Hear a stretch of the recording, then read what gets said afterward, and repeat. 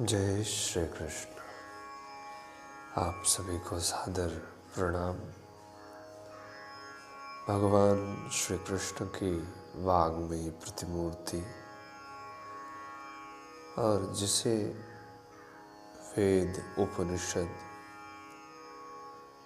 संपूर्ण शास्त्रों का सार माना जाता है, श्रुति स्वरूपा भगवती गीता,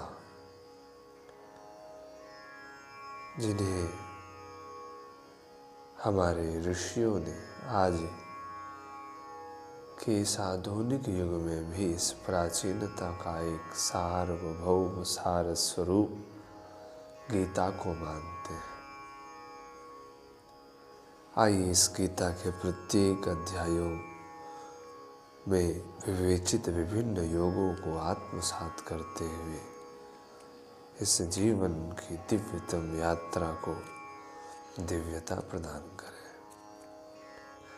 सर्वप्रथम यहाँ पर आप सभी के सुलभता के लिए प्रत्येक अध्यायों का एक संक्षिप्त श्लोक उच्चारण को ध्यान में रखते हैं। केवल विशुद्ध श्लोक उच्चारण के परिपाटी को आपके समक्ष प्रस्तुत किया जा रहा है।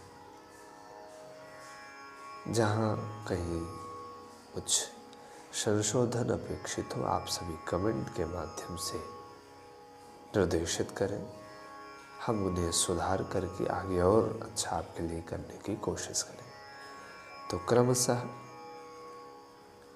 एक एक अध्यायों का यहाँ पर हम लोग पाठ करेंगे।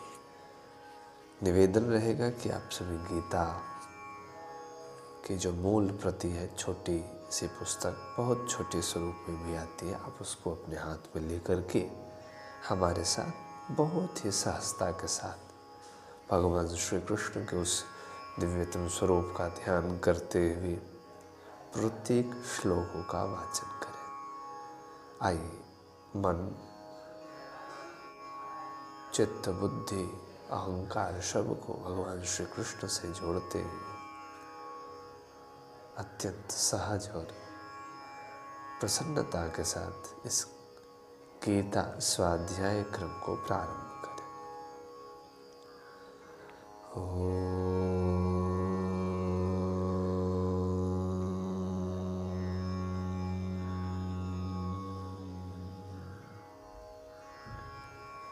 कृष्णाय वासुदेवाय हरये परमात्मने प्रणतः क्लेशनाशाय गोविन्दाय नमो नमः। ॐ श्री परमात्मने नमः। श्रीमद्भगवद्गीता अथ प्रथमोऽध्यायः। धृतराष्ट्र उवाच धर्मक्षेत्रे कुरुक्षेत्रे समवेतायुयुत्सवः मामकाः पाण्डवाश्चैव किमकुर्वत सञ्जय। सञ्जय उवाच दृष्ट्वा तु पाण्डवानीकं व्यूढं दुर्योधनस्तदा आचार्यमुपसंगम्य राजा वचनमब्रवीत्। पश्यैतां पाण्डुपुत्राणाम् आचार्यमहतीं चमूं व्यूढां द्रुपदपुत्रेण तव शिष्येण धीमता।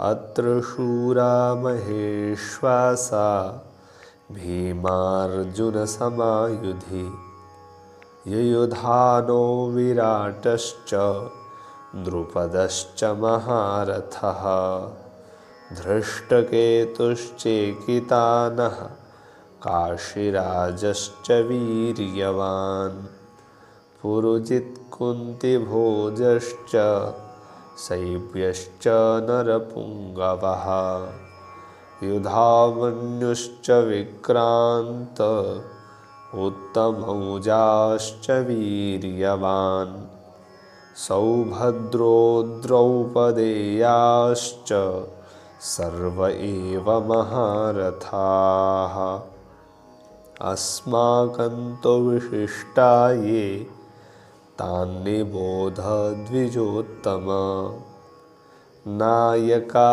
मम सैन्यस्य संज्ञार्थं तान् ब्रवीमि ते भवान् भीष्मश्च कर्णश्च कृपश्च समितिञ्जयः अश्वत्थामा विकर्णश्च सौमदत्तिस्तथैव च अन्ये च बहवः शूरा मदर्थे त्यक्तजीविताः नानाशस्त्रप्रहरणाः सर्वे युद्धविशारदाः अपर्याप्तं तदस्माकं बलं भीष्माभिरक्षितं पर्याप्तं त्विदमेतेषां बलं भीमाभिरक्षितम् अयनेषु च सर्वेषु यथा भागमवस्थिताः भीष्ममेवाभिरक्षन्तु भवन्तः सर्व एव हि तस्य सञ्जनयन् हर्षं कुरु वृद्धः पितामहः सिंहनादं विनद्योच्चैः शङ्खं दद्मौ प्रतापवान् ततः शङ्खाश्च भीर्यश्च पडवानकगोमुखाः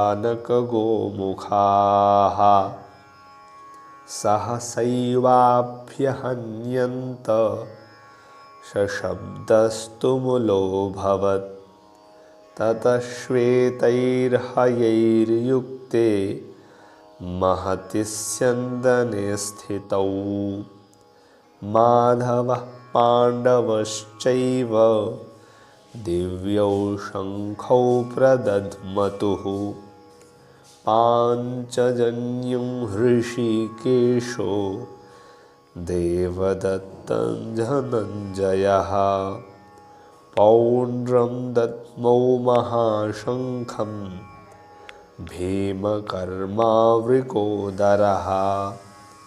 अनन्तविजयं राजा कुन्तीपुत्रो युधिष्ठिरः नकुलः सहदेवश्च सुघोषमणिपुष्पकौ काश्यश्च परमेश्वासः शिखण्डी च महारथः धृष्टद्युम्नो विराटश्च सात्यकिश्चापराजितः द्रुपदो द्रौपदेयाश्च सर्वशः पृथिवीपते सौभद्रश्च महाबाहुः शङ्खान् दद्मुः पृथक् पृथक् सघोषोधार्तराष्ट्राणां हृदयानि व्यदारयत् नभश्च पृथिवीं चैव तुमुलो व्यनुनादयन् अथ व्यवस्थितान् दृष्ट्वा धार्तराष्ट्रान् कपिध्वजः प्रवृत्ते शस्त्रसम्पाते धनुरुद्यम्य पाण्डवः हृषीकेशं तदा वाक्यम् इदमाह महीपते अर्जुन उवाच सेनयोरुभयोर्मध्ये रथं स्थापयमेच्युत यावदेतान्निरीक्षेऽहं योद्धुकामानवस्थितान् कैर्मया सह योद्धव्यम् अस्मिन् रणसमुद्यमे योत्स्यमानानवेक्षेऽहं ययेतेऽत्र समागताः। धार्तराष्ट्रस्य दुर्बुद्धे युद्धे प्रियचिकीर्षवः। सञ्जय उवाच एवमुक्तो हृषीकेशो गुडाकेशेन भारत। सेनयोरुभयोर्मध्ये स्थापयित्वा रथोत्तमम् भीष्मद्रोणप्रमुखतः सर्वेषां च महीक्षिताम्। उवाच पार्थ पश्यैतान् समवेतान् कुरूनिति। तत्रापश्यत् स्थितान् पार्थः पितॄनथ पितामहान्।